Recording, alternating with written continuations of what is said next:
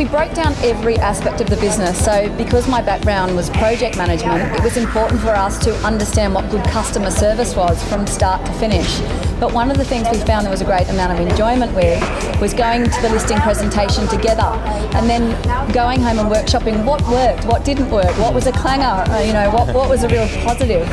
So with that we had a great deal of exploration, but also we developed a real strength in our presentation with breaking it down and having one another to bounce ideas off. And it's also great because the two of us are such different people that we'd come from a different perspective. I might walk out of a listing presentation with Cherie thinking, yeah, we've nailed it, and Cherie go, God, that was a clanger.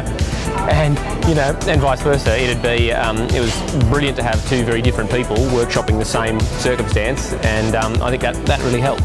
But look, I think the other point that I'd make is that with Cherie and I, it's a genuine team. So Cherie can list and sell as well as I could list and sell, but we made a decision at the very beginning that Cherie would shelter me from a whole range of all the back end things and shelve the sales part for a bit, and that allowed me to do what I was doing, and yet we'd still come together for the listing and selling and things like that. So in that sense, I think that was one of the biggest things that really supercharged us from the outset, because we could both be focusing on different areas, even though the two of us were equally capable of doing both. So before we started Clarke and Humel, there was a lot of planning with respect to the finances, the way we wanted ourselves to look, who our clientele was, and pitching ourselves in that marketplace. So there was a lot of planning, so I would suggest to anybody who was looking to do it themselves, don't start on a wing and a prayer just because you don't like the agency that you're with.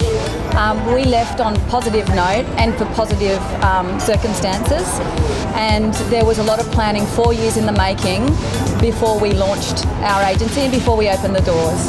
So I think the second thing is that we really saw that there was an opening in the market. So yes, it was competitive, but we felt that there were a lot of good real estate agents doing a good job, but it was a lot of the same old, and we felt that it could be done a little bit differently. And so because we saw that opening, that was the second big thing for us. Right? So if there's no real opening in the market, or there's everything that's been covered, then I'd think twice about it again.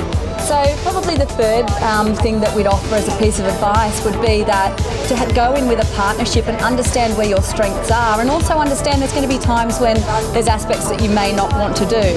But the way Michael and I worked is, of course, I let him sell unfettered, list and sell, and that's all he was considering, whilst I was doing everything else, and that was to do with the aspects of the marketing, the business, how the financials were being run, HR. and HR, the staff. Like, that's really important to have good people around you and have them be happy with what they're doing and focus on their strengths as well.